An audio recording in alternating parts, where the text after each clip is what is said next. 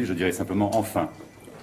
Au niveau de l'Union pour la qualité de la France, nous l'avions indiqué à de nombreuses reprises, nous souhaitions qu'à l'issue des élections provinciales, l'ensemble des formations loyalistes présentes dans les différentes assemblées, et notamment plus particulièrement à la province sud et au congrès de la Nouvelle-Calédonie, puissent se mettre autour d'une table.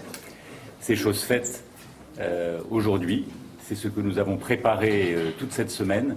C'est la raison pour laquelle je dis enfin, parce que je pense que les Calédoniens qui souhaitent que l'avenir de la Nouvelle-Calédonie se fasse dans la République française attendent cela. Et je crois qu'ils doivent être satisfaits de voir en face d'eux et devant eux les représentants des 3 formations loyalistes qui sont présentes au Congrès, avec les élus qui composent chacun des groupes de ces formations derrière eux, c'est-à-dire en clair les représentants des 29 élus loyalistes de cette majorité du Congrès. Nous avons été capables, nous avons été en mesure de discuter, de nous mettre autour de la table, de faire abstraction de tout ce qui avait pu nous séparer, nous opposer, nous diviser, nous agresser et autres, et donc d'entendre ce message fort venant de toutes les formations loyalistes et notamment des Calédoniens soucieux de leur avenir, légitimement soucieux.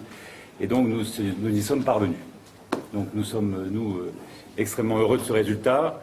Sur la méthode, tout d'abord parce que nous avons non pas discuté en premier lieu de se dire qui était vice-président, qui serait président, qui serait à telle ou telle responsabilité, mais nous avons voulu savoir, ce que nous souhaitions à l'UCF également, si nous pouvions nous mettre d'accord sur un minimum de points de convergence pour, d'une part, donner une majorité à la Nouvelle-Calédonie et à son futur gouvernement pour gérer la Nouvelle-Calédonie et également la province sud dans les années à venir, et donc donner une stabilité à ces 2 assemblées. Et également, est-ce que nous étions d'accord pour engager ensemble un dialogue le plus rapidement possible avec les indépendantistes sur l'avenir de la Nouvelle-Calédonie. Donc cette méthode, d'abord, est-ce que nous sommes d'accord sur le fond?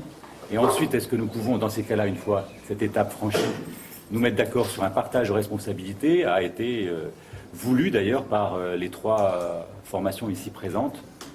Ensuite, sur l'objectif, parce que nous sommes arrivés à nous mettre d'accord sur des points importants pour l'avenir de la Nouvelle-Calédonie. Ça n'empêche pas des nuances, des différences. Philippe Gomez l'a rappelé, notamment sur le nickel, sur certains aspects également qui restent de l'application de l'accord Nouméa. Donc ça veut dire que nous n'avons pas fusionné. Pas tout de suite. J'ai pas dit absorber. Politique des petits pas.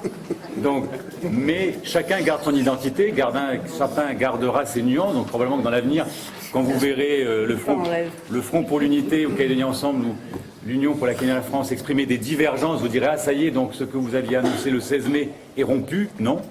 Ça veut dire que nous avons effectivement sur certains points encore des désaccords, mais sur l'essentiel et avec un sens de responsabilité, nous avons décidé d'exercer ensemble des fonctions et assumer également des majorités dans les 2 assemblées que j'indiquais. Donc voilà, sur enfin la méthode, l'objectif et puis le contenu, vous l'avez vu, je crois que ce que nous proposons correspond également à une attente forte au niveau de la population.